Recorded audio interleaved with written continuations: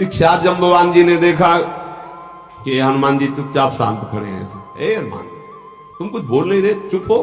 अरे महाबल की खाल हो पवन के पुत्र, तुम्हारा वेग पवन के समान है, तुम बुद्धि ज्ञान वैराग्य भक्ति सबके समुद्र हो, फिर चुप कैसे खड़े हो।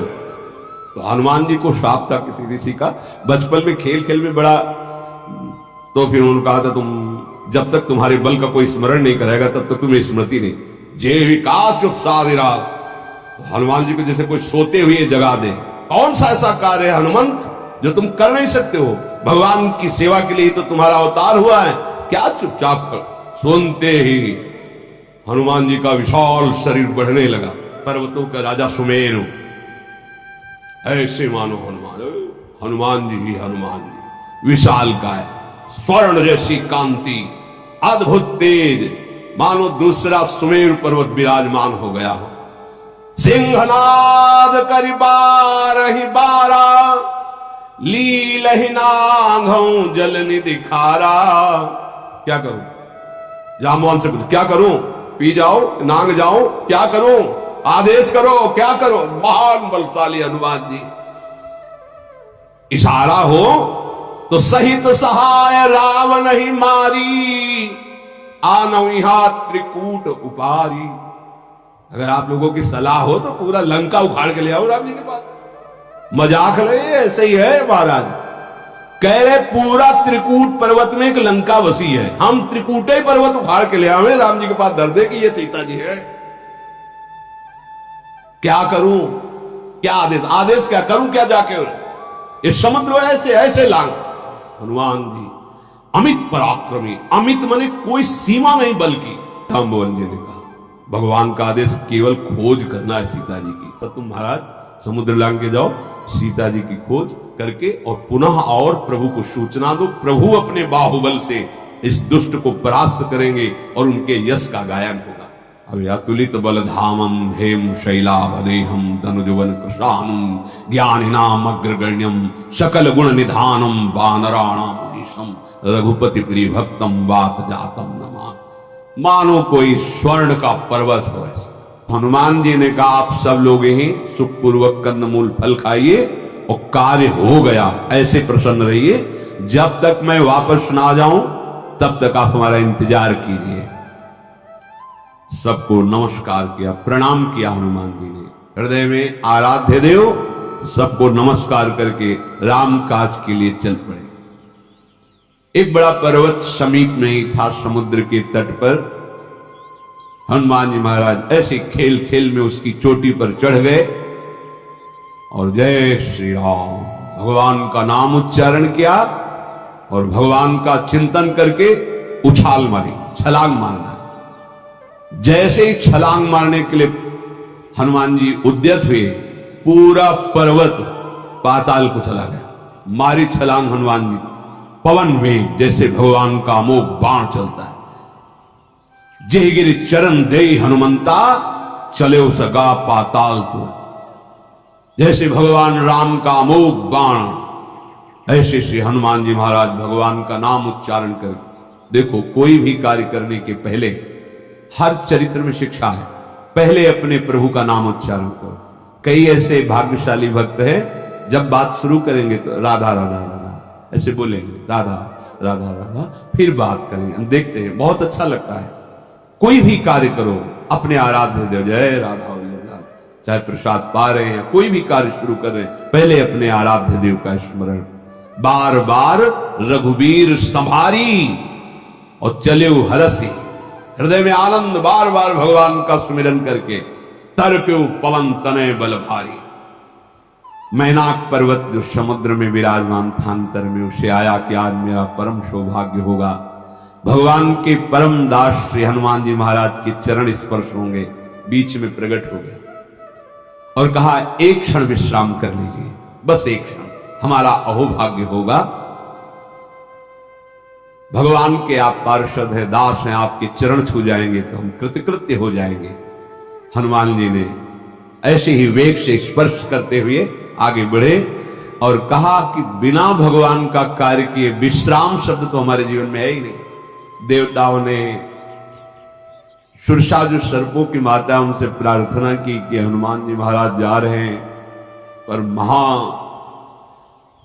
दुरंत बलशाली रावण है, कैसे नगरी में प्रवेश कर पाएंगे? क्योंकि बहुत विशाल बुद्धि चाहिए, चतुरता चाहिए, बहुत बल चाहिए। तो एक बार हम देखना चाहते हैं महावीर हनुमान में इनकी बुद्धिमत्ता, क्या लंका में ये सफलता प्राप्त कर सकेंगे? इसलिए माता आप इनकी परीक्षा लीजिए। वो हनुमान जी के पास आई और कहा, हा, बहुत दिनों से भूख लगी थी, आज देवताओं ने मुझे भोजन दिया है, विशाल का हनुमान, आज पाके मुझे संतोष होगा। हनुमान जी ने कहा कि मैं प्रभु का कार्य करने जा रहा हूं, प्रभु का कार्य करके वापस आऊंगा और मैं स्वयं आपके मुख में बैठ जाऊंगा, आप पा लेना, अभी मत, अभी नहीं, अभी भगवत कार्य के लिए जा रहा हूं, अभी मेरे सामने मत पड़ो, मैं स्वयं आकर आपका आहार बन जाऊंगा। अब वो तो किसी भी तरह नहीं जाने दे रही थी। तो हनुमान जी ने कहा, फिर खा लो, अगर मेरी विनय नहीं माननी तो ग्रससी नमो कहे हो हनुमान, भी खा क्यों नहीं रहे हो, समय बर्बाद मत करो, खा जाओ मुझे। जो जन भरे ते ही बदनु पसारा, कपितनु कीन दुगुन विस्तारा। एक योजन 4 कोस का मुंह फैला दिया सुरसा ने, हनुमान जी 8 कोस के हो गए। 16 योजन मुख ते ही ठयवो, 16 योजन का मुख उसने फैला लिया। 16 चौको 64 है, कम गणित आती, 16 चौको 64 होता है, 64 कोस। हनुमान जी तुरंत 32 योजन हो गए। तुरत पवन सुत 32 भयऊ, तो जस जस सुरसा बदनु बढ़ावा, तासुदून कपि रूप दिखावा। जैसे जैसे सुरसा अपना मुख बढ़ाते हनुमान जी वैसे ही विशाल रूप प्रकट करते जाते, दूना रूप। जितना बड़ा समुद्र उतना बड़ा मुख फैला लिया, 100 योजन, 400 कोस का मुख सुरसा ने। 7 योजन तेहि आनन कीन्हा, अति लघु रूप पवन सुत लीन्हा। बदनु पैठी पुनि बाहिर आवा, मांगा विदा ताहि सिर नावा। जब 400 कोस का मुख किया, हनुमान जी ने अपना छोटा रूप किया, मुख के अंदर गए, बाहर आए, बोले हो गया माता, अब आशीर्वाद दो, मैं प्रभु का काम करूं जाकर के। जिस कार्य के लिए बहुत प्रसन्न हुई और कहा, देवताओं ने मुझे आपके बल और बुद्धि की परीक्षा के लिए भेजा था, मैं समझ गई कि आप सफल हो जाओगे, क्योंकि बड़ा मायावी देश है जहां जा रहे हो, एक से एक मायापति राक्षस वहां रहते हैं। समुद्र में एक ऐसा राक्षस रहता था कि अगर कोई भी उसके ऊपर से उड़े समुद्र, उसकी छाया को पकड़ लिया, अब वो उड़ नहीं सकता, गिरेगा, और उसको आहार करता। वैसा ही श्री हनुमान जी महाराज जी के साथ उसने किया। हनुमान जी ने तुरंत कपट पहचान लिया कि तो राक्षस है, पवन पुत्र धीर बुद्धि। हनुमान जी तुरंत पहचान लिए कि ये आकर्षण राक्षसी आकर्षण है। क्यों? क्योंकि भगवत स्मरण चल रहा है। ध्यान रखना, भगवत स्मरण चल रहा है तो सुरक्षा कवच है, रात दिन का पहरेदार है ये नाम। मत सुनो ऐसी बातें जिसमें नाम रूप लीला धाम की अवहेलना की जाती। मान जाओ हमारी प्रार्थना, ये कलयुग की चाल है भगवत विमुख करने की। जो ऐसा भी कोई परमार्थ है जिसमें भगवान की सेवा का, भजन का, लीला गायन का, लीला चिंतन का विरोध किया जाए, अरे विरोध होता है मदिरापान, व्यभिचार, दिव्य क्रीड़ा, चोरी, हिंसा, इनका विरोध होता है। भगवान की परम पावन नाम के द्वारा ही आज तक जितने बड़े बड़े महापुरुष हुए वो सब दिव्यता इसी नाम से आई है। अगर नाम चल रहा है तो आपको पता चल जाएगा कि आसुरी भाव आकर्षण कर रहा है। देवताओं ने भेजा था सुरसा जी को, ये भगवान के कार्य के लिए चल रहे, कितना बल है, कितनी बुद्धि है इनमें। नाम न छूटे इस मार्ग के पथिक का सच्चा साथी, सच्चा सुरक्षा कवच नाम है। ध्यान रखना, मानो तो मानो, नहीं तो आपको जैसी मति हो। नाम छूटा तो का हनुमंत विपति प्रभु सोई, जब तो सुमिरन भजन। सेवक जी महाराज, हानि हरिवंश के नाम अंतर परे, नाम चल रहा है, रात दिन का पहरेदार है, तुम्हारे परमार्थ को कोई स्पर्श नहीं कर सकता। हनुमान जी ने तत्काल पहचान लिया है कि राक्षसी माया है, उसको वही मार डाला। आगे बढ़े, पार किया, देखा बड़ा सुंदर वन है, बड़े सुंदर सुंदर पुष्प भौरे गुंजार कर रहे हैं, रसीले फल लगे हुए हैं, पक्षी और पशुओं का समूह बड़ी शोभा वन की बढ़ा रहा है। हनुमान जी महाराज पर्वत पर चढ़ गए, जहां ऐसे वृक्ष फल फूल, छलांग लगा के पर्वत पर चढ़े और उन्होंने देखा बहुत ही दिव्य लंका। लंकापुरी ऐसे धनाध्यक्ष कुबेर के लिए ये निर्माण करके दी गई थी।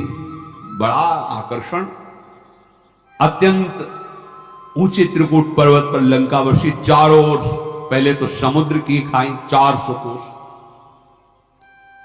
और सोने की बड़ी ही ऊंची 4 दीवारी है, विचित्र मणियों से स्वर्ण जटित 4 दीवारें, आसपास नगर की दीवारें, दीवार ऐसी है मणियों से जटित, स्वर्ण से जटित। हनुमान जी ऊंचे से देख रहे हैं, बड़े सुंदर चौराहे, बाजार, मार्ग, गलियां, पूरा नगर हर समय ऐसे सुसज्जित रहता है कि जैसे कोई उत्सव किया जाए तो सजाया जाए, ऐसे लंका सजी रहती है। बड़े बड़े असुर सैनिक वहां खड़े हुए हैं, सावधान, पैदल, कोई रथ में, कोई अश्व पर। अनेक राक्षसों की बलवती सेना बाउंड्री के आसपास घूमती रहती है। बड़े सुंदर फुलवाड़ी, बाग बगीचे, तालाब, बावलियां, कुएं, कोई भी ऐसी सुंदरी नहीं जो लंका में ना हो, चाहे नाग कन्या हो, चाहे गंधर्व कन्या हो, देव का, सबका अपहरण करके महाबली रावण है। बड़े बड़े बलवान राक्षस गरजते रहते हैं, वहां किसी का प्रवेश नहीं है। भयंकर शरीर वाले करोड़ों राक्षस बड़ी सावधानी से लंका की रखवाली कर रहे हैं। कई हनुमान जी ने देखा कि दुष्ट राक्षस आहार कर रहे हैं, आहार में भैंसे, मनुष्य, गधा, बकरी, जो जैसे अपने यहां तरबूज नहीं पाते ऐसे उपहार है। हनुमान जी ने देखा, इनकी चर्चा इसलिए कि ये सब महान भाग्यशाली बनेंगे, भगवान श्री राम के पावन बाण से स्पर्श होकर ये परम पद के अधिकारी बनेंगे। हनुमान जी ने विचार किया कि कैसे प्रवेश करें ऐसे नगर में, जिंदा मनुष्यों को, भैंसों को खा रहे हैं, दहाड़ रहे हैं, करोड़ों की संख्या में सब घूम रहे हैं। हनुमान जी ने सोचा थोड़ा संध्या हो जाए, फिर अंधेरे में प्रवेश करें। बहुत छोटा रूप हनुमान जी ने धारण किया, मसक समान रूप कपि धरी, लंक ही चलो सुमेरी नरहरि। अब लंका में प्रवेश होना है भगवान का, हर समय स्मरण तो हो ही रहा है, पर कार्य के समय विशेष स्मरण, हे नाथ आपकी ही प्रसन्नता के लिए ये कार्य संपादन करने जा रहा हूं, प्रभु का स्मरण। अब जो ही छोटा रूप रख के निकले तो एक सिद्ध लंकिनी नाम की निशाचरी थी, बड़ी सूक्ष्म दृष्टि थी, हवा भी उसकी परिचय के बिना अंदर प्रवेश नहीं कर सकती। हनुमान जी अत्यंत मसक समान, अच्छा छोटा एकदम, जे भी प्रवेश है, इतना सावधानी है लंका में। उसने कहा बिना हमारी आज्ञा के कौन अंदर, मच्छर भी नहीं जा सकता अंदर, इतनी सावधानी। कहां चला जा रहा है, कौन है तू जानता नहीं मेरे प्रभाव को, मैं संपूर्ण लंका में यही देखती रहती हूं, कौन प्रवेश कर रहा है, कैसे प्रवेश कर रहा, मेरी बिना आज्ञा के नहीं।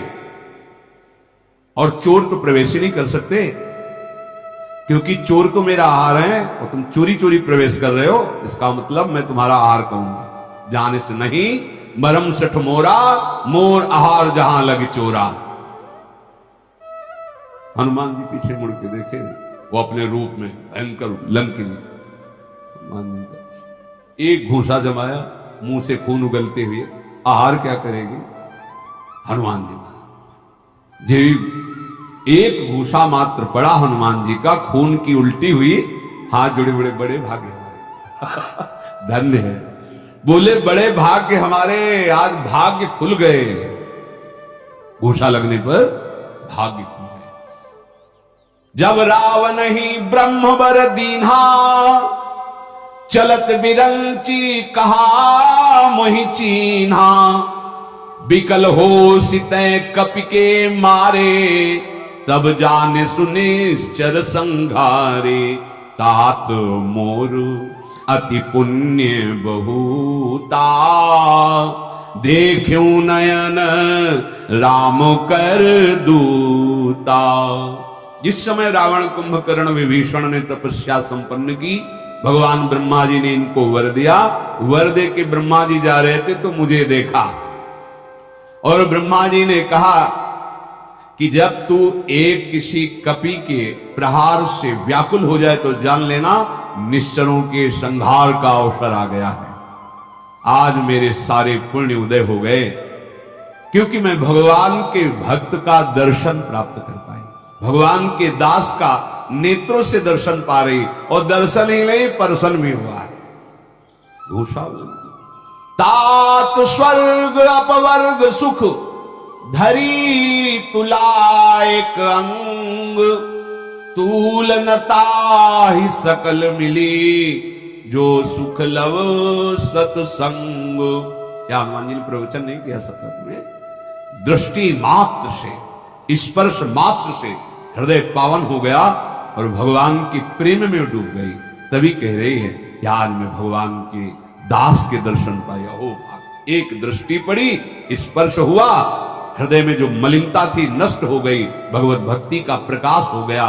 तभी वो कह रही, हे तात, स्वर्ग और मोक्ष के सब सुखों को तराजू के एक पल्ले में रखा जाए और दूसरे पल्ले में सत्संग रखा जाए, तो ये स्वर्ग मोक्ष आदि सुख सत्संग की बराबरी नहीं कर सकते, क्षण मात्र के सत्संग की। क्योंकि क्षण मात्र का संत संग, भगवत भक्त का संग हृदय में भक्ति का प्रादुर्भाव कर देता है। अब हनुमान जी लंका में प्रवेश कर गए। अपने आराध्य देव का स्मरण करके हनुमान जी ने फिर छोटा रूप धारण किया और लंका में प्रवेश किया। विचार किया कि सिया जी को किसी महल में ही रखा गया होगा, तो पहले महलों में खोज की। जहां तहां देखा बड़े दिव्यताएं महल, रावण का महल और विलासिता की चरम सीमा, बड़े विचित्र हैं, वर्णन नहीं हो सकता। हनुमान जी ने एक महल में देखा रावण शयन कर रहा है, कहीं जानकी जी नहीं दिखाई दी। फिर एक सुंदर महल दिखाई दिया जो थोड़ा रावण के महल से भिन्न है। उसमें भगवान के आयुध अंकित हैं, भगवान का नाम अंकित। भगवान की लंका में ऐसा कैसे महल हो सकता है? रामायुध अंकित गृह शोभा वर्ण न जाए, नौ तुलसी का वृंद तहां देख हरस। छोटे छोटे नवीन तुलसी के पौधे लगे हुए, भगवान के आयुध और नाम अंकित हैं। हनुमान जी को बड़ा आनंद हुआ कि लंका में भी कोई ऐसा है। लंका निश्चर निकर निवासा, यहां कहां सज्जन करवा, यहां कोई संत रहता है लंका में? मन महु तरक करें कपि लागा, तेहि समय विभीषण जागा। राम राम तेहि सुमिरन कीन्हा, हृदय हरस कपि सज्जन चीन्हा। पहले तो महल देखकर आश्चर्य हुआ कि ऐसे निशाचरों के बीच में कहीं किसी का ऐसा साधुतापूर्ण व्यवहार कि अपनी दीवालों पे नाम, भगवद आयुध, तुलसी जी, ये तो कोई महाभागवत का ही वास हो सकता है। ऐसा सोच ही रहे थे कि विभीषण जी उठे, राम राम, ये भक्त की उठने की प्रक्रिया है। शो के जे ही चेतना आवे तो नाम चलना चाहिए, यदि अभ्यास नहीं है ऐसा तो फिर गुनगुनाओ राधा राधा। जगते ही नाम अपने आराध्य देव का, राम राम ते ही सुमिरन कीना, हृदय हरसी कपि सत। ये संत है, ये संत की पहचान है। बात बोलने के पहले आराध्य देव का नाम, नींद लेने के पहले आराध्य देव का नाम, नींद खुलते ही आराध्य देव का नाम, नाम में ही जगना, नाम में ही सोना, नाम में ही बोलना, नाम में ही चेष्टा करना। ठाढ़े बैठे परे उताना, कबीर काहे हम राय ठिकाना, अपने आराध्य देव के चिंतन में। हनुमान जी ने विचार किया कि इससे तो मिलेंगे, भगवान का स्मरण किया और भागवतिक वातावरण है, इससे कोई हानि होने वाली नहीं। साधुते हो ही ना कारज हानि। ब्राह्मण का रूप रख करके हनुमान जी पुकारा, सुनते ही विभीषण जी उठकर आए। जी ही विभीषण जी की दृष्टि पड़ी, हनुमान रोमांच हो रहा विभीषण जी को। ये भक्ति की महिमा है। दोनों महान भागवत हैं। विभीषण जी के हृदय में अपार आनंद उमग रहा है हनुमान जी को देख करके। विप्र रूप में है, अपनी स्थिति देख करके विभीषण जी पूछ रहे हैं, मेरे हृदय में ऐसी प्रीति हो रही है, या तो आप कोई भगवान के महान भक्तों में से हैं, या साक्षात दीनों पर दया करने वाले मेरे भगवान इस रूप में आए हैं, मुझे कृतार्थ करने आए हैं। बस दो ही हो सकते, या तो कोई महान हरिप्रेमी, या स्वयं दीन वत्सल दीन बंधु स्वयं भगवान मेरे आराध्य देव। तब हनुमान जी ने सारी बात बताई, सियाजू का जो अपहरण हुआ, उनकी खोज, ऐसा। विभीषण जी के रोमांच हो रहे हैं, ओहो आज मुझे भगवान के महाप्रेमी के दर्शन हो रहे हैं, आनंद मगन। विभीषण जी ने कहा कि कैसे हम अपनी गाथा बताएं,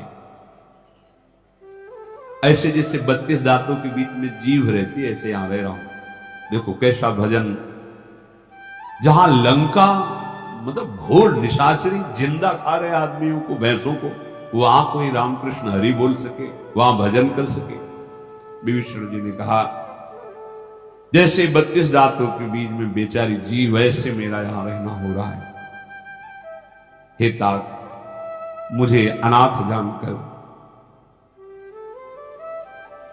क्या प्रभु कभी हम पर कृपा करेंगे? क्योंकि तामसी शरीर है, भजन साधन क्या होता है तो मैं जानता ही नहीं। देखो ऐसा ही हनुमान जी भगवान से बोले थे, मैं शपथ खा के आपको कहता हूं, क्या साधन भजन मुझे तो पता नहीं, बस इतना है जैसे मां के पोषण से बालक सुरक्षित रहता है, से आपके बल से, आपकी कृपा से, बस मेरा कोई साधन। ये महान भगवान इनके लिए बोले, तुम सारी के संत प्रेम बोले।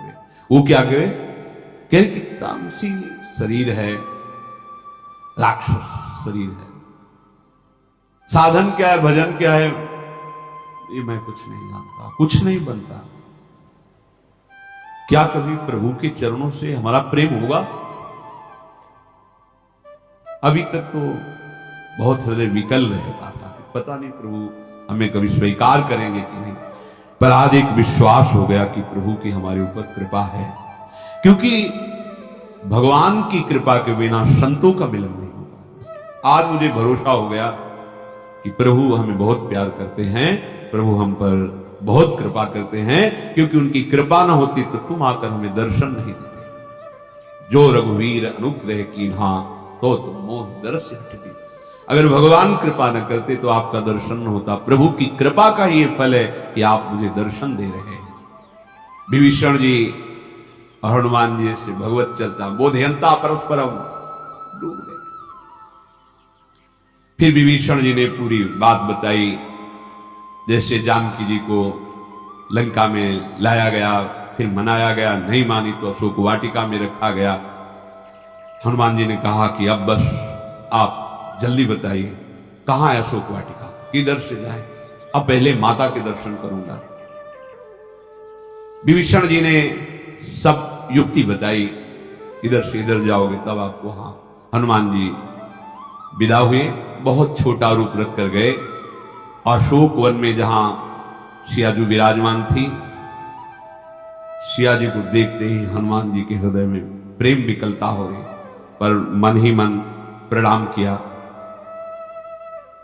देख रहे हैं कि आसपास से कठोर राक्षसियों का पहरा है। सियाजू का शरीर कृष्ण कुछ खा पी नहीं है, सिर पर जटाओं का जो केस थे उलझ गए हैं, बस मुख से राम राम श्री राम ऐसे जप रहे। कृष्ण शरीर है, कृष्ण तन शीश जटा एक बेनी, जपति हृदय रघुपति गुण श्रेणी। निज पद नयन दिए, मन राम पद कमल लीन, परम दुखी भा पवन सुत, देखि जान की दीन। सियाजू अपने चरणों की तरफ सुने, मन भगवान के चरणों में। जानकी जी की ऐसी अवस्था देखकर हनुमान जी को बहुत दुख हुआ। अशोक वृक्ष में छोटा सा रूप बनाए हुए पत्तों आड़ में बैठे, क्या करना चाहिए, कैसे कैसे सामने जाऊं। इतने में ही देखा कि बहुत सी राक्षसियों को लिए हुए अंगरक्षकों को भी रावण अशोक वाटिका में आया। बड़े कठोर शब्दों से सीता जी को समझा रहा है, सावधान भय भेद, मैं सब रानियों को तुम्हारी दासी बना दूंगा, मेरी बात मान लो। मेरा प्रण है, एक बार मेरी तरफ देखो, ये मंदोदरी तुम्हारी दासी बनकर तुम्हारी सेवा में रहेगी। सीता जी ने तिनका उठाया।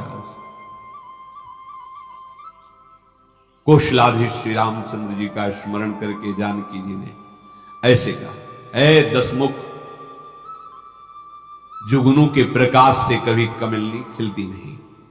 ये कमलनी जुगनू के प्रकाश से नहीं, ये भास्कर के प्रकाश से खिलती। ये नेत्र केवल श्री राम रूप का दर्शन करते हैं। तू अपने लिए समझ ले कि तू राम जी के आगे जुगनू है, जुगनू। अरे दुष्ट, तुझे खबर नहीं कि भगवान के अमोघ बाण तेरी छाती कैसे विदीर्ण करेंगे। अरे पापी, तू सोने में हरण करके लाया है, बड़ा बलवान बनता है। अधम निर्लज्ज, तुझे लाज नहीं आती ऐसे बात करते हैं। अपने को जुगनू के समान, श्री राम जी को भास्कर के समान। रावण बड़ा क्रोधित हुआ, चंद्रहास लेकर के बड़े गुस्से में आके बोला, तुम मेरा अपमान कर रहे हो, मैं इस कठोर कृपाण से तुम्हारा सर काट दूंगा। नहीं, जल्दी मेरी बात मान ले, नहीं तुझे अपने जीवन से हाथ धोना पड़ेगा। सीता जी ने कहा, ए दशग्रीव, प्रभु की जो श्याम कमल की माला की समान सुंदर, हाथी की सूंड के समान पुष्ट भुजाएं हैं, या तो भुजा मेरे कंठ में पड़ेगी और या तेरी भयानक तलवार, दूसरी बात नहीं। अरे दुष्ट, मेरे सच्ची प्रण की बात को सुन। ऐ चंद्रहास, सीता जी जो हाथ में चंद्रहास ले रावण है, ऐ चंद्रहास, तू शीघ्र आ और मेरा, क्योंकि मैं रघुनाथ जी के विरह से बड़ा दुख और कोई नहीं समझ। प्रभु के विरह में जो मुझे दुख अनुभवे, तलवार का लगना कोई दुख।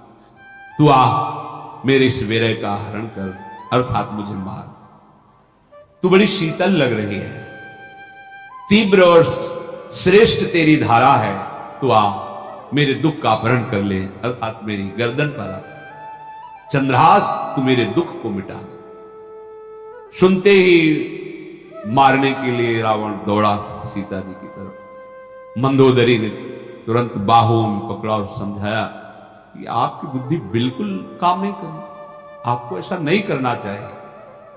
रावण रुका और घोर राक्षसियों को बुलाकर कहा, हर क्षण इनको भयभीत करो, त्रास दो।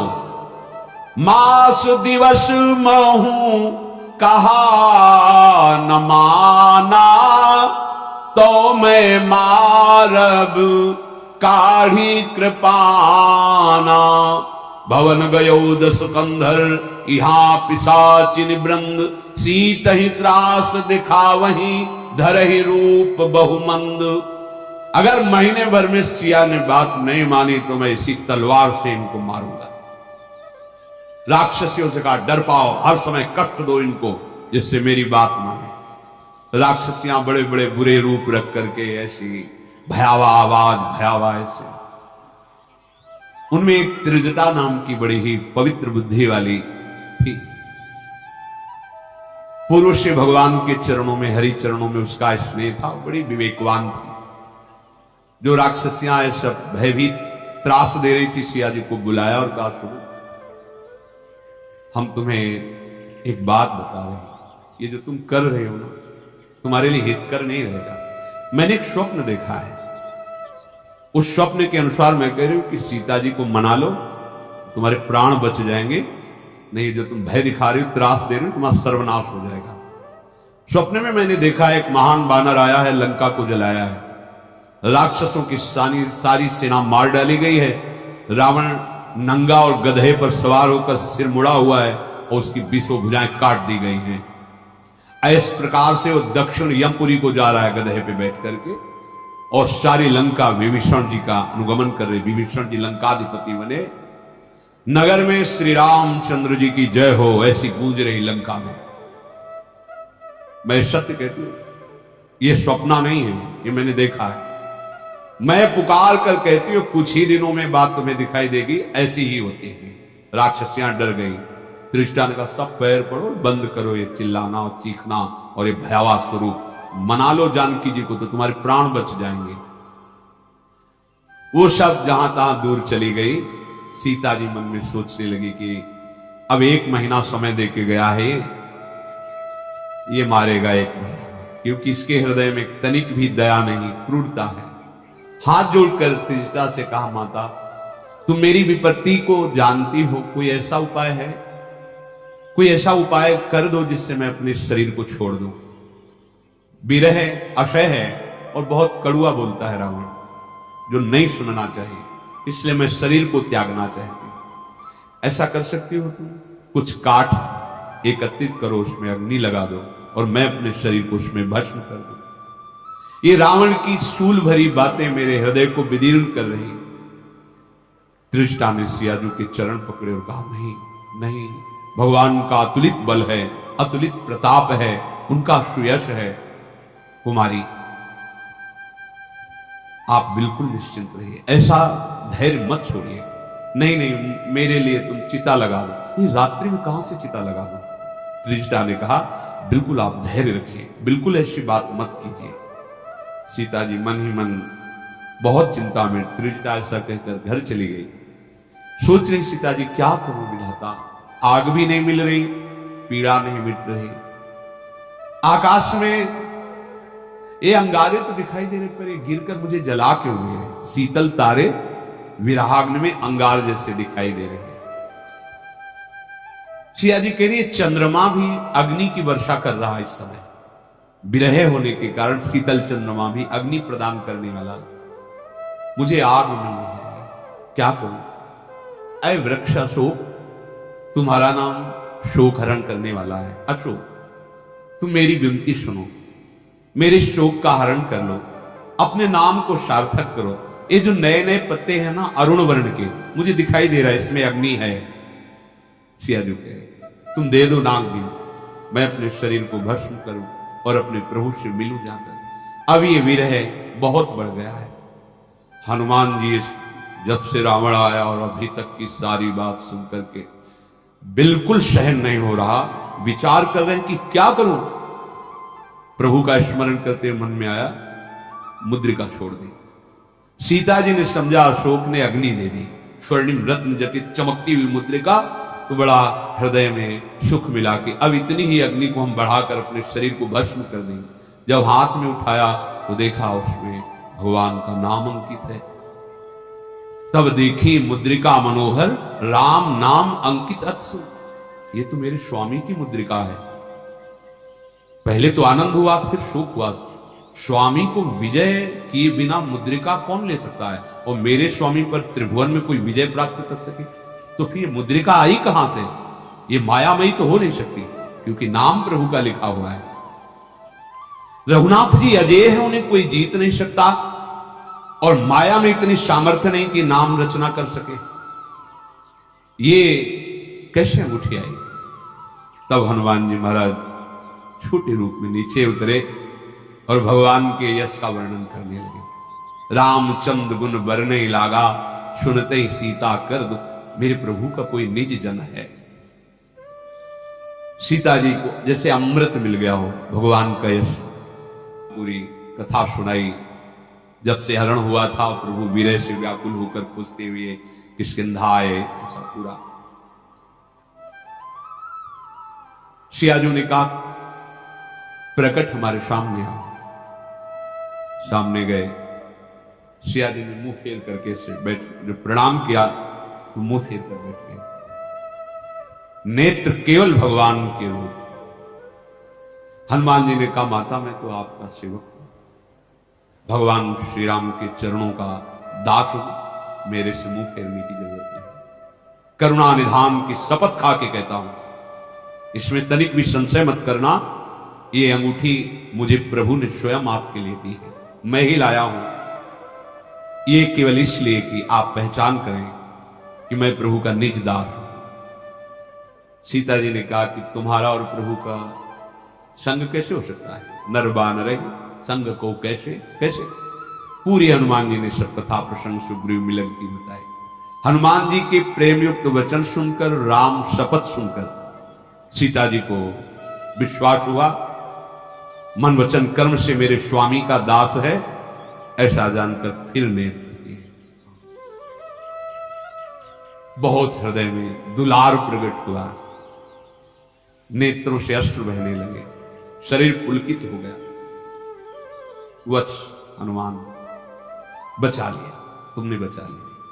नहीं, मैं प्रभु के वीर सागर में अब डूब ही जाती, पर तुमने प्रभु का यश सुनाकर, प्रभु के नाम से अंकित अंगूठी देकर मुझे बचा लिया। मैं तुम्हारी बलिहारी जाती हूं।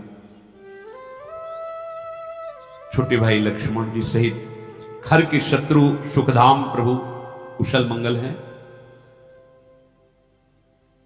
प्रभु तो बहुत कोमल हृदय के हैं, फिर उन्होंने इतना विलंब क्यों किया, निष्ठुरता क्यों धारण की?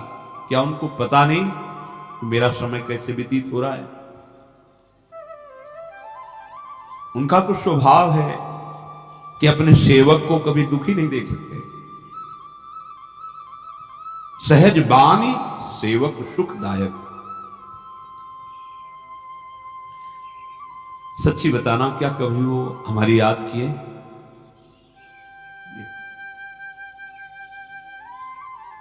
क्या ऐसा कभी सौभाग्य होगा कि मैं भर नेत्र अपने प्रभु को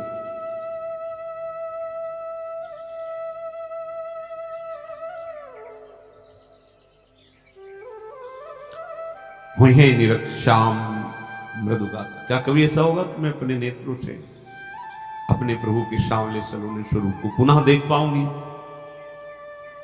सीता जी के मुख से वचन नहीं निकल रहे, आंसुओं से कपोल भींगे हुए हैं। एकदम तन्मय हुई और कहा आहा नाथ और निपट विशाल, प्रभु आप मुझे भूल गए हैं। अगर भूल न गए होते तो ऐसे मैं यहां विरह से व्याकुल हूं और आप इतने कोमल हृदय के, फिर भी निश्चित आप मुझे भूल गए हैं। हनुमान जी विकल होकर बोले नहीं माता नहीं, आप ऐसे वचन मत उतारे। कृपा निधान स्वस्थ है लक्ष्मण जी सहित। वो आपके दुख में कितना दुखी है, कैसे मैं तुम्हें वचनों से कैसे बताऊं? बस इतना जरूर कह रहा हूं कि आपको भी देखा है और प्रभु को भी देखा है, पर आपके प्रेम से दूना प्रेम प्रभु पर वो गंभीर नहीं, इसलिए प्रकट नहीं करते। आप प्रकट कर रहे हो मां, लेकिन आपसे दूना प्रेम भगवान के हृदय में आपके प्रति है, मैंने देखा है। धीरज धारण कीजिए। गदगद वाणी में हनुमान जी ने अपने अश्रुओं को संभाला और कहा मैं प्रभु के वचन बोल रहा हूं जो वो बोले हैं आपके लिए। श्री रामचंद्र जी ने कहा है कि हे सिया, तुम्हारे वियोग में सब कुछ प्रतिकूल मुझे अनुभव हो रहा है। ये नए नए कोमल पत्ते मानो अग्नि के समान है, रात्रि मानो काल रात्रि के समान, चंद्रमा मानो अग्नि बरसाने वाला है। ये कमलों के वन मुझे हृदय में भाले की तरह चुभते हैं, मेघ मानो खोलता हुआ तेल बरसा रहा है। ये शीतल मंद सुगंध वायु ऐसी जहरीली लग रही है आपके लिए। मन का दुख कह डालने से कहते हैं कुछ कम होता है, पर किससे कहूं, ये प्रेम की बात है। हनुमान जी ने कहा कि प्रभु ने कहा है कि मेरे और आपके प्रेम का रहस्य केवल एक मेरा मन जानता है, और वो मन सदा आपके पास रहता है, बस इतना ही समझ लो। प्रभु का संदेश सुनते ही जानकी जी प्रेम मगन हो गई। हनुमान जी ने कहा, मां आप धैर्य धारण करें, सेवकों को सुख देने वाले प्रभु के स्मरण में रहे, आप प्रभु की प्रभुता को हृदय में लाओ, मेरे वचन सुनो और निराशा हृदय में मत रखो, उदास मत हो। ये राक्षसों का समूह कुछ नहीं है, ये पतंगे हैं। भगवान के जिस समय बाण चलेंगे संपूर्ण पतंगे